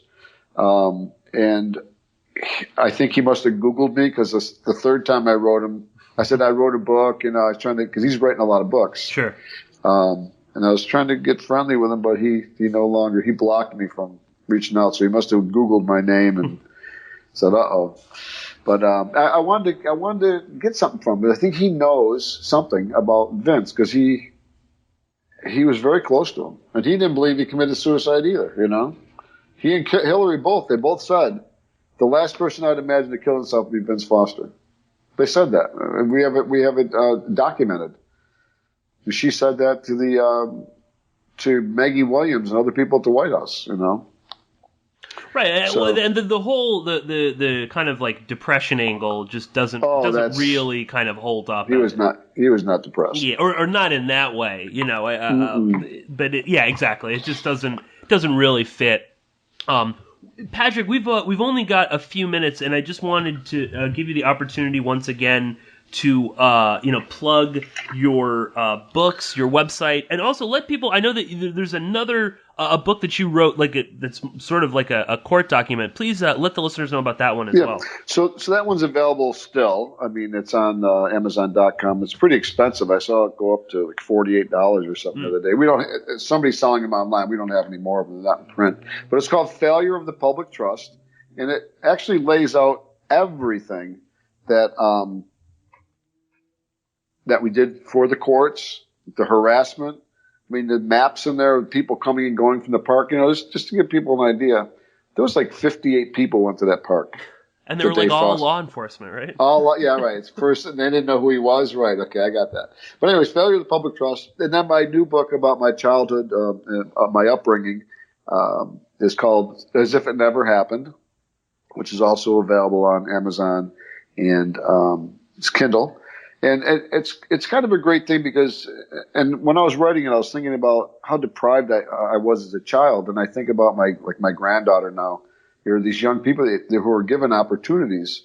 Like my granddaughter's been a dancer now. She's a real ballerina. I mean, the girl's been doing dance for 11 years. She started when she was 3 years old. She does it every day, 6 hours a day, dedicated to doing it. And even I have friends, whose daughter, little Sophie Meyer, she's like 8 years old. She decided, I want to be a makeup artist. And so the parents, give them the opportunity. They give them the tools. They hired somebody to come in and show her how to do makeup. And, she does all these Instagram things. And so the kids who are given these opportunities these days, it thrills me because I didn't have that opportunity. This is what my book's kind of about is not having the opportunities or the connections to have made my life different. I'm glad I turned out the way I did. I'm glad I experienced what I did. But these young people, like again, my granddaughter and Sophie Meyer, they're people that they're given opportunities and they can run with it, and it's wonderful to see that happen. And yes, so for myself, I have no regrets. I'm glad I stood up to the FBI, and I'm glad I'd stand up to Brett Kavanaugh or anybody. And I hope someday to be in front of the Supreme Court. I think it'd be with some other case. God only knows what'll happen, but it would be kind of a fun thing to do. Oh, totally. Well, and to just stare down old Brett. That would be, just a fantastic, poetic justice, something like that. And again, finish what you're saying. No, I was going to say, I've run into Brett when I lived in Washington, D.C., because he lived in Georgetown.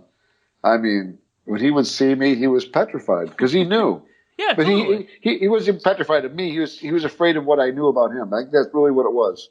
He was afraid what I knew about him. And, now we have him on the Supreme Court. Yeah, I know. Yeah. Well, and we'll have to keep an eye on him and, his future rulings and stuff. And again, I hope people, now that he's there, I mean, we should kind of hound him a little bit on this, because this is a huge part of his life. And like I said, I mean, this is what made him Brett Kavanaugh. This is how he became, obviously he worked for Bush doing horrific things, signing off on torture and all sorts of extensions of presidential power, which again got almost no coverage.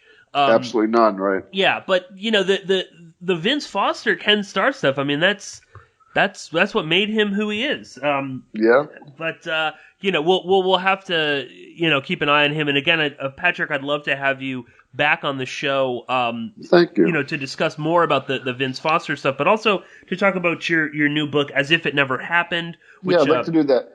And I think you should have John Clark on and Hugh Turley. I think they'd be great guests for you. John's doing a lot of other things besides. He's still involved in the Foster case with me, but he's done a lot of other. He actually won a lawsuit, of Flight 800 that went down over. Yes, that's Long right. Island. I heard you talking about that, and I would love because he was able to prove. I mean, a court of law said that it was shot down, right? I think that's what the case is, and he represented a family from France. I think he'd be fascinated to have him talk about that because that never got reported either. Yes, no, of course. Once again, I want to thank my guest Patrick Knowlton for joining me today. You can find all about the Vince Foster case by going to FBI-cover-up.com. That's the main site. There's a ton of documents. There's pictures.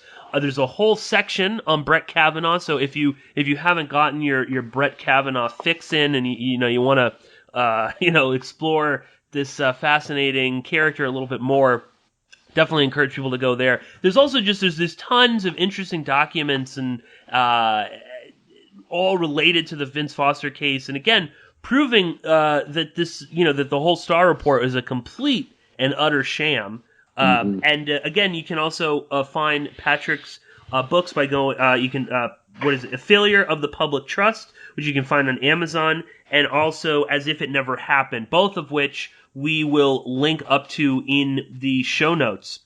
Thank you. Yeah, absolutely, Patrick. And very quickly, because I've just got I think maybe a minute or so left, I'll just say I want to thank everybody for listening. Of course, if you want to support my work, if you enjoy conversations like this one, then you can always go to patreon.com/Pierce Redmond. You can become a subscriber for as little as $1 a month. And very quickly, I just wanted to also mention that I'm going to be doing a follow-up, answering questions on the air. I know that people enjoyed the last episode I did like that. So I'm going to be doing that, and I would love to get some more people to send in some questions. And if you have questions about the Vince Foster case or anything like that, I'd love to answer those as well. So please do send those in. I know that it's you got to think of something and send it, but do it because it is really fun. I enjoy doing that, and I would love to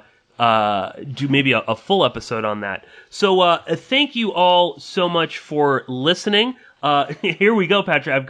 We've got 15 seconds or so to fill. So if you any final thoughts. No, I just want to thank your listeners, and I hope that they will continue to support your efforts. This is a great show, and I'm very pleased to have been on it. So thank you very much. Well, thank you, Patrick. And again, that's FBI-cover-up.com. That's Patrick's main site. Definitely encourage you all to go there. And again, while I've got just a few seconds, if you also want to support AmericanFreedomRadio.com, I would absolutely encourage that.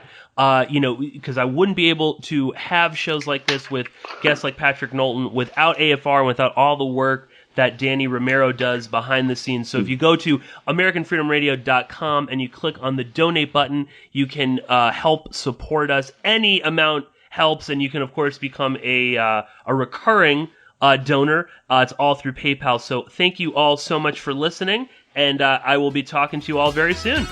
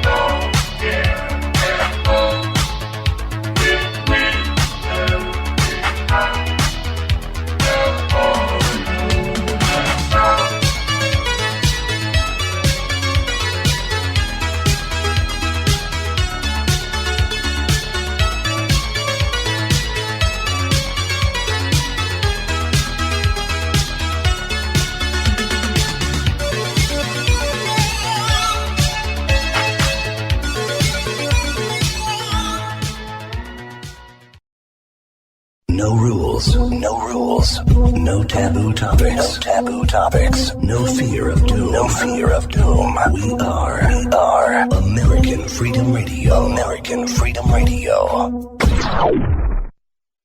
Have you experienced the miracle of CBDs? They can help you reduce suffering, reduce stress, help you sleep better, modulate inflammation in the body, and is absolutely safe. Meta Hemp Solutions offers a radically innovative approach to CBDs for exceptional results. Stop suffering and reduce your stress now. Isn't it time for a good night's sleep? Stop worrying about tomorrow today. Lab tested for potency, purity, and is non-psychoactive. Free shipping to all 50 states. Try our product risk-free. Money-back guarantee. Use code AFR15 to get 15% off. That's Alpha Foxtrot Romeo 15 to get 15% off. Offer ends soon, so visit MetaHemp Solutions today at metahempsolutions.com or call 833-858-7500. Suffer no more. Get rid of the stress and sleep better. Get our product now at metahempsolutions.com. That's metahempsolutions.com. Are the trials of modern-day living getting to you? Feeling tired all the time with no energy? Is proper nutrition a challenge? Having trouble sleeping? All of these evils, sleeplessness, tiredness, poor nutrition, and stress, wreak havoc on our bodies and minds. Enerfood, our incredible organic superfood, has been here to save your life day by day for over 14 years. With the densest nutrition on the planet, Enerfood is filled with 20 superfoods and super herbs designed to cure the evils of modern life. Enerfood will turn you into a superhero, and your family and friends will notice. Don't you want that get-up-and-go feeling you need to seize the day? Why wait? Try it today and start feeling great again. Order now at www.enerfood.com and use the code TR15 for 15% off, or call 866-762-9238 to place your order by phone. Use code TR15 for 15% off Enerfood at www.enerfood.com. Tell the truth. Don't be bullshitting people. There's enough bullshit as it is. In fact, there's just enough. Did you know that? There's just enough bullshit to hold things together in this country. Bullshit is the glue that binds us as a nation. Where would we be without our safe, familiar American bullshit? Land of the free, home of the brave, the American dream. All men are equal, justice is blind, the press is free, your vote counts. Business is honest, the good guys win, the police are on your side, God is watching you, your standard of living will never decline, and everything is going to be just fine. The official national bullshit story. I call it the American Okey Doke. You're listening to AmericanFreedomRadio.com, the network who perseveres in delivering intelligent debate, constructive dialogue with true independence. The freedom to broadcast the truth is not free at all. So what is American Freedom Radio worth to you? The empowering information with fun, honest and pure integrity behind it provides an example to follow. Friendships to flourish with the moral altruism that pulls no punches. The hosts sacrifice and show remarkable discipline in their duty to deliver quality radio and service to the community with strength, wisdom and loyalty. The founders of AFR wish to thank you personally for sharing your views and insights to make the best radio and alternative media. Now it's time for you to give something back and play a vital role in the future of America. Be as generous with us as we've been with you. Click on the donate banner at AmericanFreedomRadio.com or volunteer by emailing AmericanFreedomRadio@ymail.com. Vaccine, psychotropic drugs and artillery batteries not included. Launch sequence initiated. We're now in the approach phase. Everything looking good. Control is good. 5, 4, 3, 2, 1. Engage.